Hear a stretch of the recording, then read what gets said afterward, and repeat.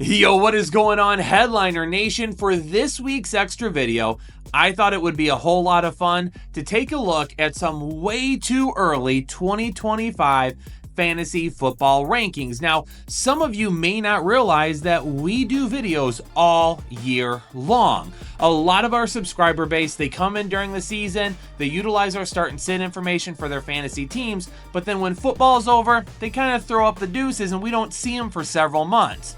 But if you miss football during the offseason, or if you play in Dynasty leagues or keeper leagues, or you just want to continue to stick around and support what we're doing, we do videos all year long from the time the NFL season ends until July when we start doing 7 videos a day again. We are constantly putting out content for you. So why don't we go ahead and take a look at the top 12 way too early quarterbacks and tight ends, and then the top 24 way too early wide receivers and running backs. And with all rankings videos, obviously there's a lot of differences that you and myself and other people may have, but trying to do rankings this early can be a little bit too crazy sometimes because we've got free agency, we've got the drafts, we got guys returning from injuries and other injuries that could potentially happen this season. So just keep those things in mind as you're watching this. This is for fun, just to kind of take a look at what we've got heading into the future. But let's start with the quarterback position. I mean, I think it makes sense to have Lamar Jackson and Josh Allen right back near the top of the 2025 way too early quarterback rankings, but maybe Joe Burrow is a little bit higher than what people would anticipate. We know Jamar Chase is going to get locked up long-term this offseason, and they're going to need to get another weapon as well for the outside. They've drafted a little bit, but we'll see if they decide to bring in someone via free agency or something else as well. But Joe Burrow is showing us that that wrist injury he had is in the past, and he looks like a future MVP candidate once again. Jalen Hurts continues to obviously be a big fantasy asset for anybody that is drafting him. Those struggles that they had at the end of last season are behind them, and they're playing well once again. Jaden Daniels at number 5 may be a little bit on the spicy side, but I think we've seen a lot of good things from him. They're going to try to continue to upgrade that offensive line. They're probably going to get him another weapon or two on the outside, and Jaden Daniels definitely has the potential to be the next top 5 quarterback in the NFL if you already don't consider him there. CJ Stroud and Patrick Mahomes could potentially be a little bit higher, but there's some question marks about the people around them. Stephon Diggs, he went down with that ACL injury, but he was going to be a free agent. Do they try to bring him back on a deal that's a little bit lower, prove it 1-year deal? And even if they do, when will he actually be ready to go? For Patrick Mahomes, Travis Kelce isn't getting any younger and could be done here very soon. And then what about his wide receivers? Rashee Rice, he had his injury. Who knows when he'll be ready to go next season? And then you got a guy like Marquise Brown that was really only going to be a 1-year deal, but he's missing this entire season. So at what point do they bring somebody else in, and who is it? I went back and forth on Brock Purdy and Jordan Love a little bit. Brock Purdy ends up getting the nod for me just because of some of the established weapons around him. Brandon Ayuk has the ACL. He'll be back at some point next season, but when? George Kittle's still a stud. Debo's still going to be a stud. And hopefully Christian McCaffrey, having a little bit of an abbreviated year this season, is fully healthy next year. Jordan Love, he's got some good weapons around him, but he doesn't really truly have any game changers. Jaden Reed may end up reaching that stratosphere next season, but when you take a look at like Romeo Doubs, Christian Watson, who was always hurt, Dontavian Wicks, Tucker Kraft, you don't really have that star power. So at some point, do the Packers try to add somebody for him? Kyler Murray's rushing ability will keep him right inside that top 12 mark for quarterbacks, but the weapons around him are pretty darn good as well. Marvin Harrison Jr., Trey McBride, and even if James Conner doesn't end up making it another season in Arizona, they got Trey Benson as well. So the players around him right now are pretty solid. Hopefully they work on that offensive line just a little bit more and they can make some of those solid contributions more consistent. Baker Mayfield capitalized on that big 2023, and now he's doing it again in 2024. Unfortunately, his wide receivers this season haven't been the healthiest, and his running back situation seems to be all over the place. But it hasn't mattered. He continues to put up numbers, and he'll be in the same situation next year. Tua is going to make it just inside my top 12, and there were several quarterbacks I felt were very deserving to be right here at the borderline. quarterback one area. So let me know down in the comments below, who got left out that you feel like should be right here? For Tua, really for me, it just comes down to the fact that he's got really good weapons around him. Devon Achane has still been pretty decent this year when he hasn't been banged up and Tua's been healthy. Tyreek is going to be there, Jalen Waddle. And because of that, with Mike McDonald really running that offense, hopefully healthy next season, Tua can be back inside the top 12 and be a little bit more consistent. Bijan Robinson, Saquon Barkley, and Breece Hall. For 2025, you're probably going to be able to make an argument that all of these guys are kind of that top tier of running backs, with a few guys just outside that top tier looking in. Bijan, yeah, Tyler Algier gets a few touches here and there, but Tyler Algier has not been nearly the pain in our butt that he was last season. And Bijan Robinson, after a little bit of a slow start to the year, has really picked up. For Breece Hall, he's going to need to show us a little bit more towards the end of the season, and he's got some good matchups to do that. And then, of course, when you take a look at a guy like Saquon Barkley, he's just been fantastic all season long, and maybe one of the safer bets. I went back and forth with Kyren Williams and Jahmyr Gibbs a little bit. Now, I go with Jahmyr Gibbs because I do believe his upside and his big play potential, especially in the passing game, is higher than what Kyren Williams is. Kyren Williams is going to see more touches and maybe have more opportunities to score touchdowns, but it's really hard to not look at Jahmyr Gibbs and absolutely want to draft him every single year in an offense that promotes running the football and playing really, really smart. For Jonathan Taylor, hopefully Anthony Richardson finishes 2024 strong and goes into 2025 finally reaching some of that ceiling and consistency that we really need to have from him. If that happens, then JT should definitely be a top 6 potential running back every single week. Derrick Henry is going to be coming off a fantastic season, and a lot of people are probably going to consider him a first-round pick next year. He wasn't getting a whole lot of love heading into 2024, but next season he absolutely will be. And as long as he finishes this season healthy with no issues, it's going to be really hard to bet against him in this offense once again. Some of the running backs going over Joe Mixon right now just have a little bit more upside, but Joe Mixon definitely could be one of the staples of consistency in this Houston offense next year. Devon Achane is all about staying healthy and Tua staying healthy. If both of these guys are on the field together, then we see top 5 potential every single week. But health is definitely a factor, and Devon Achane really hasn't shown a whole lot of that since entering the league. Kenneth Walker also typically deals with some injuries, and this year his efficiency is a little bit more down, but hopefully next year we see that pick up again in a very pass-heavy offense that can allow some big plays from him. James Cook has been a little bit up and down this season. He's had some really big games, and then it seems like he may disappear a little bit at other times.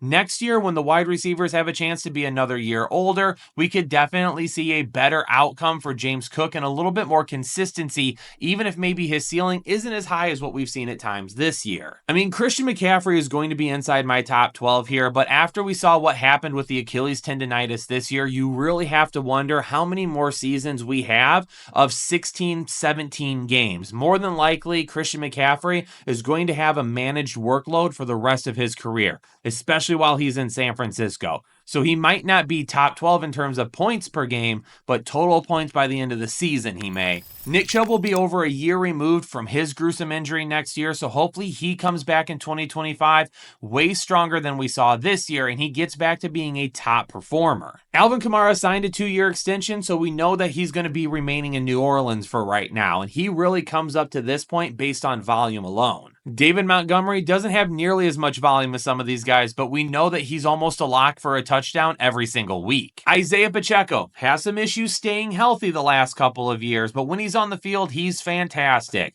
Kind of like I talked about with Patrick Mahomes, though. Who are going to be the weapons around Isaiah Pacheco next year? Josh Jacobs, fantastic floor this season. He hasn't had the ceiling that you all wanted, but he's been a really good RB2 all year. Brian Robinson Jr., he's been the #1 running back in Washington, and with Jaden Daniels another year older next season, Brian Robinson could have another good year. Ramondre Stevenson, also, Drake May another year older. Can they add some weapons on offense? If they can and improve that offensive line, Ramondre Stevenson is closer to being top 12. But as the team currently stands, I like him more as like a mid RB2. Chuba Hubbard, let's put some respect on this man's name. Not only has he played well this season, but he just got a 4-year deal worth starter money. Not backup money, starter money. Jonathan Brooks is going to play next year, and maybe they're trying to do with the Lions like Montgomery and Jahmyr Gibbs. And if that's the case, they both will still be fantasy viable. But I'm not putting Jonathan Brooks anywhere near here until I see him more often. Chase Brown is the starter in Cincinnati right now. He's earned that, and he's probably going to carry it over to next season, barring any injuries or really poor play down the stretch. Tyrone Tracy Jr., kind of the same thing. Would not shock me if they try to just reinforce from a backup perspective this running back room next year and give it a little bit of depth, but Tyrone Tracy should be the starter once again. Tony Pollard, he signed a multi-year deal. He's going to be in Tennessee for that long. We'll see if they make any adjustments at the quarterback position, but he has still been an RB2 this season, even with poor quarterback play. Tank Bigsby should be considered an RB2 heading into next season. Who knows what the future really holds for Travis Etienne, and especially the type of split we're going to see with these guys. Etienne, for 3 years now, has had trouble staying healthy. He seems to be banged up over and over again. And because of that, we're going to see a split backfield. And Bigsby, to me, has a little bit more touchdown potential and the ability to stay healthier. Is 2025 the year that the tight end position officially isn't a cluster anymore? Probably not, but I think you're going to have 4 solid guys at the very top of the tight end position that we'll be able to consistently trust. Trey McBride, Brock Bowers, George Kittle, and TJ Hawkinson. Those are the 4 guys heading into next season that will likely see the best volume and the most consistent volume on a weekly basis. And not only that, but they should have a decent amount of volume where they're not just trying to get a couple of targets every single week. We're seeing upwards of 5, 6, or 7 targets with all these guys. The next 4 guys are all guys that have pretty decent big playability. They don't have the volume that the top guys will get, but they do a little bit more with a little bit less. They're just a little bit riskier at times because of it.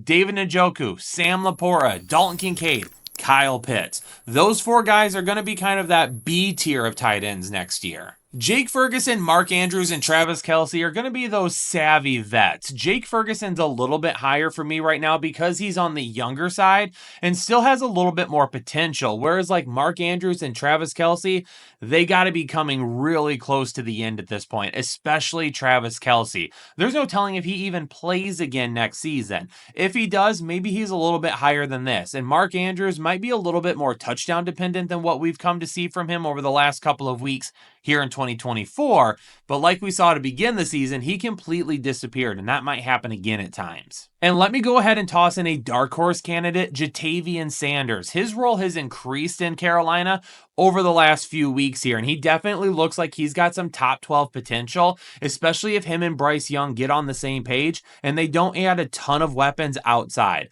Let's keep an eye on Jatavian Sanders because he may be one of the next breakout players. Let's be honest, in today's NFL, it's increasingly more difficult to rank wide receivers. While I might be giving you the top 24 wide receivers today, there's probably 36 of them that could be included within the top 24. And they're not going to be very far off based on points either. Just because you're the wide receiver 36 doesn't mean you might only be just a few points out of the wide receiver 24 spot. So this is typically where the most questions come up and where people are really like, wait a second, you're forgetting somebody. So in the comments down below after we get through the wide receiver rankings, let me know some guys that you think really deserve to be inside the top 24 and not just inside the top 36. I think the A tier is going to be pretty similar to what we saw last season, where you take guys like Jamar Chase, Justin Jefferson, CeeDee Lamb, and Amon-Ra St. Brown and put them really at the top of your draft board. High upside, lots of consistency, and guys that you want in your lineup all the time. A.J. Brown, Tyreek Hill, Nico Collins, and what about Malik Nabers? All 4 of these guys possess huge big play potential next season, and especially with a guy like Malik Nabers, a new quarterback next year is going to do him justice. He's had so much volume this season that if we see it again next year, he's actually probably ranked a little bit too low. Let's round out our top 12 with Garrett Wilson, Puka Nacua, Brian Thomas Jr., and Terry McLaurin. Garrett Wilson's probably got 1 more year left with Aaron Rodgers if I had to guess, and he's coexisted with Devontae Adams so far. Puka Nacua, tons of targets. The volume will always be there with Matthew Stafford. Let's just hope he stays healthy heading into next season. Brian Thomas Jr., we've seen some great things from him this year in terms of big playability and some consistency. Trevor Lawrence should be back next year. That connection will end up being just fine. And Terry McLaurin with Jaden Daniels at quarterback who can rip it down the field. McLaurin should have a lot of big play potential next season as well. Mike Evans and Baker Mayfield, that connection is there, and it should be next season as well. Marvin Harrison Jr. just hasn't had that top 12 upside at times this season. He's definitely shown it, but not consistently. And hopefully another year with Kyler Murray, that develops a little bit more next season, even if he's just outside the top 12. Drake London has had some of his upside from this season taken away by Darnell Mooney, but consistency, he's still been pretty solid. And if we look at him as a wide receiver too, I think we're right in that realm of not being let down. Jaden Reed, lots of big playability. He's just got guys around him that take away a little too much of the volume that I would like. Zay Flowers has saw tons of volume this season, and once again next year he should be the solidified wide receiver 1 in a high-powered offense. Tyler Lockett and JSN definitely aren't great for DK Metcalf, but they really haven't hurt him so far. The question is it going to be Geno Smith or somebody else next year? Devontae Adams, is he with Aaron Rodgers in New York for another season? More than likely, but some of that big play potential we used to see, I think might be dwindling. There's probably going to be a lot of questions answered about Chris Olave's career over the next few weeks here as he works his way back from another concussion. But as long as he's healthy, going into 2025 as the wide receiver 1 in New Orleans, he should still be solid. Devontae Smith, you see the big games and then he completely disappears. That's why ranking him as a low-end wide receiver 2 is way better than trying to expect wide receiver 1 weeks every week. George Pickens, does he have Russell Wilson as his quarterback again next season? Very well could be, and if so, that's been a great match so far. Chris Godwin, he should end up being okay to start next season, but I do have him lower right now just based on the injury that he recently suffered and how healthy will he be moving forward. And Deebo Samuel, I'm going to put him inside the top 24 because there's going to be no Brandon Ayuk more than likely to start next year. And because of that, Deebo Samuel should see a decent amount of volume, even though Ricky Pearsall and Juwan Jennings could still be around. There you've got it, Headliner Nation. My way too early 2025 rankings, top 12 for quarterbacks and tight ends, top 24 for running backs and wide receivers. And these are obviously going to change. There's no way that I look at these rankings in a few months and be like, oh yeah, I was on point. A fun video for those of you out there that might do Dynasty content, keeper leagues, things like that. Maybe you're looking to make some trades towards next season, or maybe you just want to know what 2025 may hold in store for you. But keep in mind, stick around all off season long. Don't go anywhere, Headliner Nation. We do videos all off season. And when we see the videos only getting a couple of thousand views here and there, it's super disappointing. So stick around, watch the videos, help support the channel. Even if you're not playing fantasy, let's have some fun. Headliner Nation, I'm going to get out of here. Stay safe, stay healthy, and I'll catch you all on the next episode of the Fantasy Headliners.